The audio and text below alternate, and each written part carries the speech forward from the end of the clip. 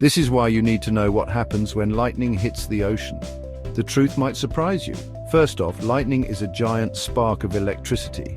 When it hits the ocean, the charge spreads out across the water's surface because salt water conducts electricity.